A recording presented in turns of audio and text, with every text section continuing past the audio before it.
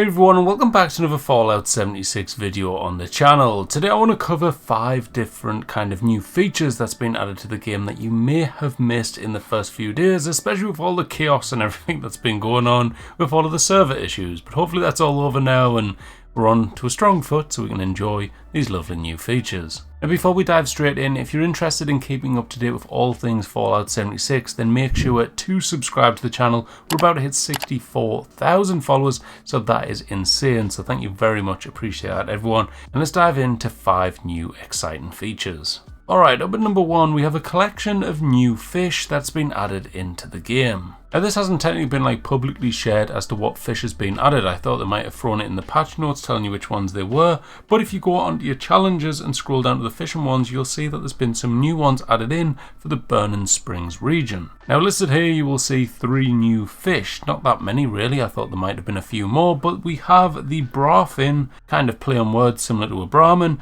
We've got the rusted sawgill and the glowing brafin as well. Now, I've only managed to catch a normal brafin and a glowing brafin. I haven't actually managed to get the rusted sawgill as of yet. And then on top of this, we've also had a brand new local legend added into the game, and that's going to be called the Hocking Hill Hellion. Now, I also tried to catch this the best I could when I had the time on the PTS when the servers were down. I spent all my superb bait and I didn't have any luck whatsoever. So hopefully you have a bit better luck than me. Probably better off waiting for the perfect weather conditions, because I didn't. And I wonder if, I haven't seen any data mined information on this, but I wonder if with this one you'll have better chances of catching it if you're in a sandstorm. If that's the case, that'd be really cool and smart by Bethesda. Now at number 2 we have the changes to raids, and there's quite a few different things going on with these that I have mentioned previously, but now we actually have a first look at how it looks like in the actual live servers and this new kind of box thing that you can unlock from actually doing it.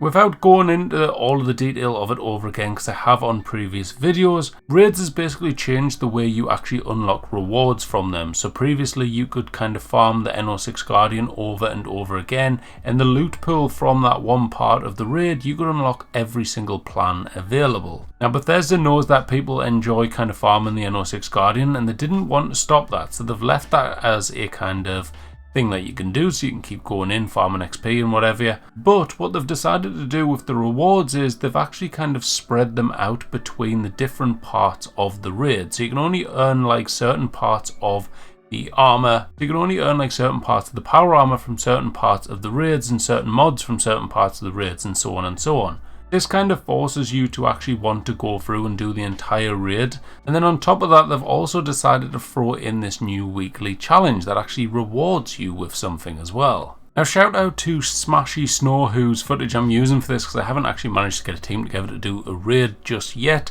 And I've been really tight for time because I'm trying to squash in a stupid amount of videos in one day.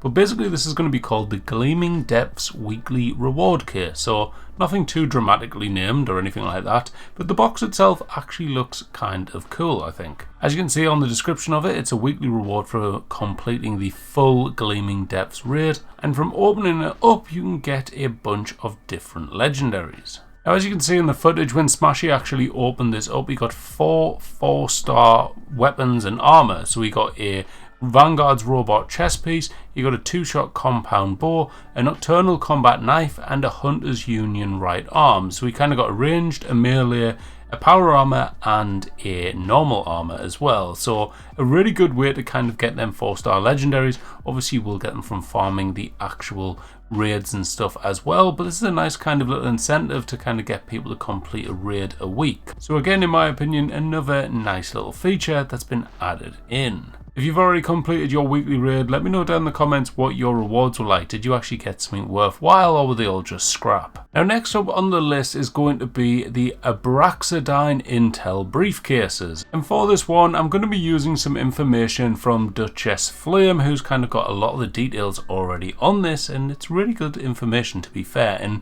stuff to look forward to. Now before I show off the rewards and everything from collecting as many of these briefcases as possible, I wanted to let you know that there is some lore behind this as well. So as you're going through, you do also apparently unlock parts of lore behind the kind of situation with the Abraxo cleaner and stuff like that. So definitely kind of keep an eye out for that and get involved, get it done, and see what all the details are behind it. Now for the most part, a lot of you probably aren't that interested in the lore, and I don't want to spoil any of the lore as well. As much as I haven't actually done it myself, I've just kind of heard rumblings in the world. But anyways, basically, as you go through and collect more and more briefcases, you will unlock more rewards.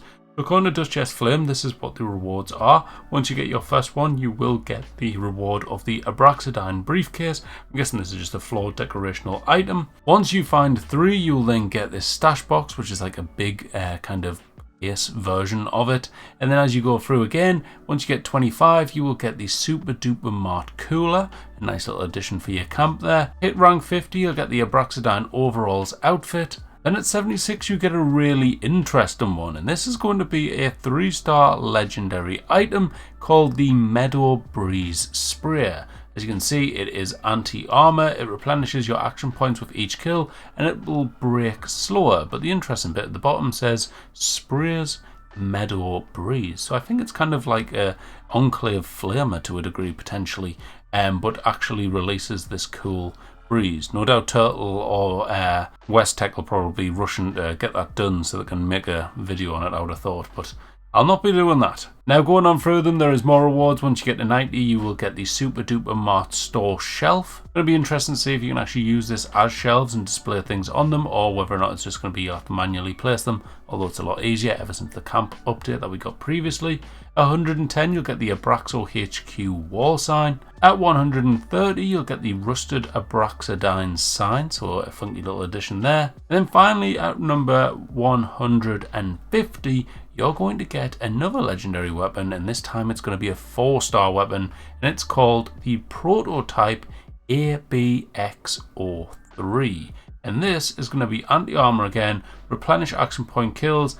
It also has the weapon durability with your weapon breaking slower, but then the 4-star effect is going to be when a combat target is burning, deal plus 50% bonus damage. So that thing's going to be a beast, given the fact it's going to be having that burning damage if you put the right attachments on and stuff like that. Now, an interesting change which you don't hear happening too much in the game, to be fair, and this is going to be some new daily score challenges, as well as weekly ones as well, which we'll be covering in just a second. So these are all apparently meant to be coming into the live server, some of which we have already seen, so it does look like they have been added, although who knows, maybe the odd one might get missed out. We'll have to see as we just play day by day. But we've got complete a grunt hunt, take a camera picture at the Starlight Inn, Super Duper Mart, Rust Kingdom, camera picture at the Dino Golf, kill a Rust Raider, Radhog, kill an enemy with any shotgun, kill an enemy in the Burning Springs region, kill an enemy with any pistol, with any energy weapon, kill a Burning Stingwing, a Burning Rad Scorpion, Burning Deathclaw, harvest a Slipper Cactus, harvest a Firecracker Berry, which was actually for today, and harvest a Fire Cap, which was yesterday, catch a fish in the Burning Springs region, which also I think was today? Yeah, today. I did that today, yeah. Now, there is also some epic ones which you can do as well. Obviously, if you re-roll your actual daily, you can get these list of epic ones here where you've got complete a headhunt, complete a grunt hunt, kill a Rust Raider, kill a Radhog. Obviously, the numbers in the corners, guys, is how many times you'd have to do it. But kill an enemy with any shotgun, kill an enemy in the Burning Springs region, kill an enemy with any pistol, any energy weapon, kill a Burning Ogua, kill a Burning Stingwing, Rad Scorpion, Cactus, harvest a Slipper Cactus, harvest a Firecracker Berry, Fire Cap, and then catch a fish in the Burning Springs region as well. And for the weeklies, we have even more, very similar kind of thing. I'm not going to read all these ones out because they are literally the same thing, just in bigger quantities. So as you can see on screen, they are the standard ones. And then going on to the epic ones, there's a list of about 12 different ones or so there as well. But quite cool to see that we're getting a bit of a refresh in terms of the daily challenges. And some of them's quite good because they're pushing you into that new content, which I kind of like as well. So happy days about that. Now finally, I just wanted to touch upon the new legendary mods that's been thrown into the game, because there's quite a few to be fair, and I don't know if anyone's actually managed to find any as of yet. We've got a bunch of new 1-star ones where we've got Feral for melee weapons, which kills make you more feral, Snipers, giving you an extra 120% bonus damage to weak points while aiming down the sights, Adrenal for both weapon and armor, where you get plus 20% damage or damage resistance depending on what you're using, and that is whilst you're on a kill streak.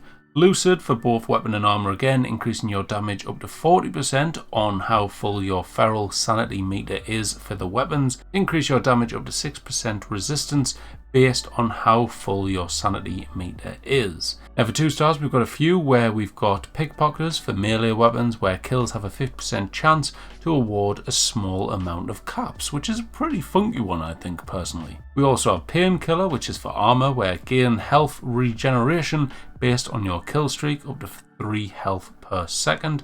Another quite handy one, although I feel like it's a bit too similar to vampires in my opinion. You've got rushing as well, which is gain AP regen based on your kill streak, the same as before, but obviously swapping health and AP around. Elementalists for armor, plus 5 on all resistances, which is up to 25 resistances there. And then finally for the 2 stars we've got Fierce, which is for armor only, not for power armor, which allows you to fortify your limb resistance whilst on a skill streak up to 10%. Max 50%. There's new 3-star mods available as well, with 5 different ones there, with glowing for your weapons, kills grant a small amount of rads. Healthy for armor, max health is increased by 20 up to a maximum of 100. Reflex for your armor, 2% evade up to 10% as a maximum. Active for armor as well, where max AP is increased by plus 20 up to 100, which sounds like it would be quite good for a VATS build. And then finally the last one is going to be Barbarian, where you get plus 1 strength per kill while on a kill streak. That though, ladies and gentlemen, is a bunch of new features I just wanted to kind of share with you all, just in case you missed any of them, and kind of just things to keep an eye out whilst you're wandering around the new update, now that the server's alive. Hey. But now though guys, that is it for this video, so I hope you all did enjoy. If there's any cool new features which you think is worth a little shout out, drop them down in the comments below, and I'll kind of look forward to reading what you say and potentially throw them all into a video to share them with the community as well. So yeah, thank you all for that, and I'll catch you in the next one. Bye bye.